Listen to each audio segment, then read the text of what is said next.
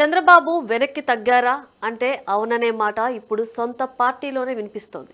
Tiruvuru MLA Kolikapudi Srinivas వ్యవహారం తొలి నుంచి పార్టీకి తలనొప్పిగానే ఉంది. అధికారంలోకి వచ్చిన నాటి నుంచి ఏదో ఒక వివాదంలో కొలికపూడి పేరు వినిపిస్తూనే ఉంది. తనకు ఏ మాత్రం పరిచయం లేని నియోజకవర్గం నుంచి గెలిచిన కొలికపూడి తొలి రోజు నుంచే పెత్తనం చెలాయిస్తున్నారనేది స్థానిక నేతల మాట. గ్రూప్ రాజకీయాలకు తెరలేపిన కొలికపూడి ఇసుక రేషన్ మాఫియాతో చేతులు కలిపి భారీ ఎత్తున అవినీతికి పాల్పడుతున్నారని తొలి నుంచి ఆరోపిస్తున్నారు. ఈ విషయంపై నిలదీసిన స్థానిక టీడీపీ నేతలకు గ్రూపులు అంటగడుతున్నారు. ఏమైనా అంటే కులం ప్రస్తావన చేస్తూ తన పబ్బం గడుపుకుంటున్నారు. తాను మాత్రమే తిరువూరులో అభివృద్ధి చేశానని, అంతకు ముందు అసలు తిరువూరు అంటే ఎవరికీ తెలియదని గొప్పలు కూడా చెబుతున్నారు.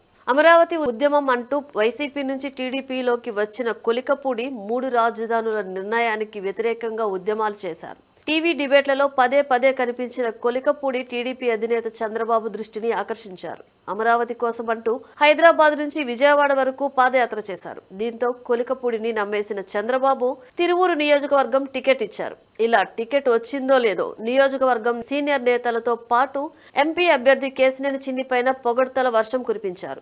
మీరు లేకపోతే నేను గెలవలేను, మీరే నా మార్గదర్శులు అంటూ ఎన్నికల్లో అందరి ఫోటోలతో ప్రచారం చేశారు. అటు పార్టీ నేతలు కూడా టీడీపీ గెలుపు కోసం అహర్నిశలు కష్టపడ్డారు. గెలిచిన తర్వాత కొలికపూడి తీరు మారిపోయింది. తన వల్లే తిరువూరులో టీడీపీ జెండా ఎగిరిందని గొప్పలు చెప్పుకున్నారు. నియోజకవర్గంలో తాను చెప్పిన వారికే పదవులు ఇవ్వాలని అధిష్టానానికి హుకుం జారీ చేశారు.